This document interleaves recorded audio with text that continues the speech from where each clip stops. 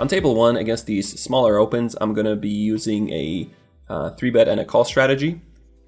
If the button goes like any bigger than like maybe 2.5x, I would just go like shift into like a pure 3-bet strategy. But with these lower ones, I think we can gain some EV from calling like some weaker stuff. So this ace deuce will go like into either or. I think 3-bet fine, call fine, and I go for the 3-bet this time, which is of course okay.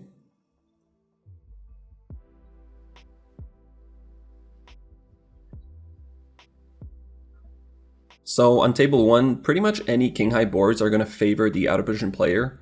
So I think we want to go for like a high-frequency, low bet sizing strategy here, and probably throw in some larger bets with like our 9s, 8s, pocket aces, and ace-king region.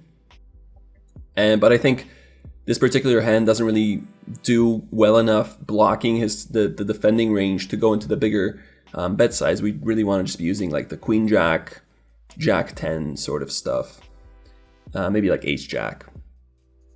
And then on table 3, we get a limp from our opponent and we check behind the 7-8. On table 1, this 10 of clubs is just a fantastic card for the in-position player and drastically reduces the out-of-position player's betting frequency. And of course the ace deuce, pretty much no blockers, I mean blocking the folding region if anything, so we're just giving up.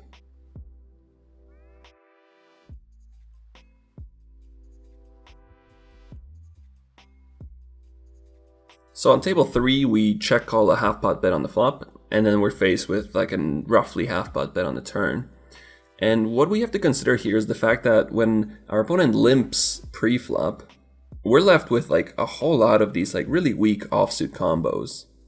So even if we underdefend on the flop, which we're allowed to do, our opponent opted to put his money in, we did not, we're going to be left with like a lot of these super weak hands that we're defending. You know, any gutter, probably a bunch of king highs. You know, if we have any ace highs, we have every one of those. So I think this 8 actually makes it into our defending range in the turn, along with probably a bunch of these straight draws, obviously 5x, obviously 10x. And this A is of course like a really bad card, and we're just checking, hoping he gives up with like a weaker hand. On table 4, we open the under the gun or MP2, get called by the hijack and the big blind. On this board, I'm going to be using a kind of smaller frequency, very large bet size strategy. And I think the jacks are kind of tricky because we're of course blocking a lot of the continuing range with the, you know, we're like our very big bets are going to kind of want to target like the king jack, queen jack, jack 10 region, which of course the jacks block. But I think it would be kind of a disaster if we don't end up putting a lot of money in against like the 9s or the 7s if like the 10 of hearts comes or something like that. So I'm somewhat torn, but I'm still going to lean towards going big with this one.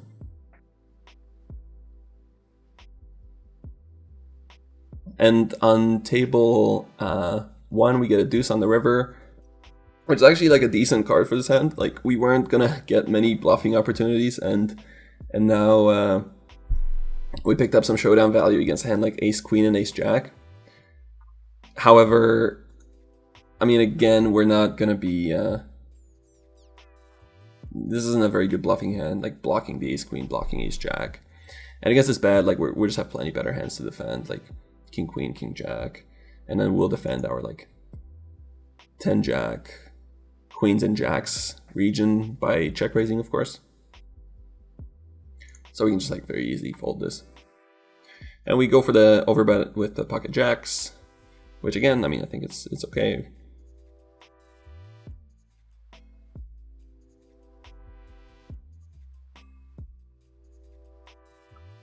And it seems to have worked out, which is always nice to have in the video.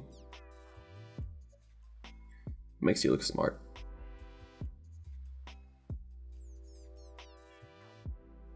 Now we get it in, like almost flipping. Woohoo! Pocket aces, very good hand to open in the small blind because we are currently ahead of almost all of our opponent's hands. And this Jack 9-9 board, I want to say that we are probably mixing in some flop overbets and then of course some protection bets as well. And this hand I think works well as an overbet, kind of unblocking like the King Jack, Queen Jack, Jack 10 region, as well as blocking our opponent's like ace high floats.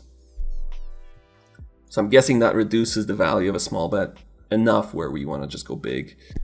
And I'm going to make a note here on flop overbets, which is something that I think is severely underused by at least the regulars that I play with. First of all, obviously limiting your flop bet sizes kind of reduces the value of your strategy. But also, I mean, at least from my own experience, most people play very poorly against flop overbets for some reason.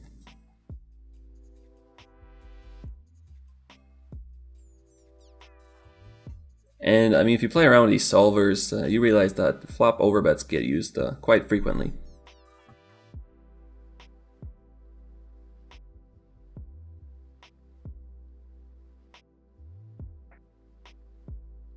King 8, one of the weaker suited kings we're going to be opening in the cutoff.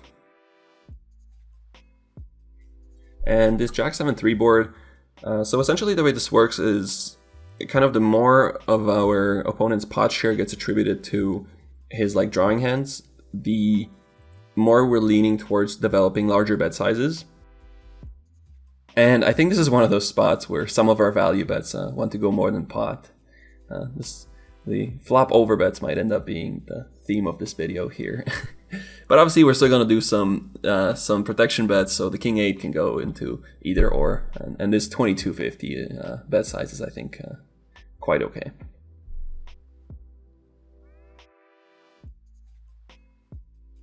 And essentially the lower the top card gets on the flop, the more your value bets become vulnerable, and kind of want to ensure that money goes in on the flop before the board changes and they can't really extract as much value. So, whether it's by check raising or by overbetting, I think that's kind of how you want to think about it, these spots. And I think that's something that maybe a lot of players are overlooking, is if you can find a strategy by working with like a solver like Pio that not a lot of people are used to and implemented well in game, you're probably going to gain quite a bit of value there because people are just like not used to working with that strategy. So your chances of your opponents making mistakes against you just go up exponentially.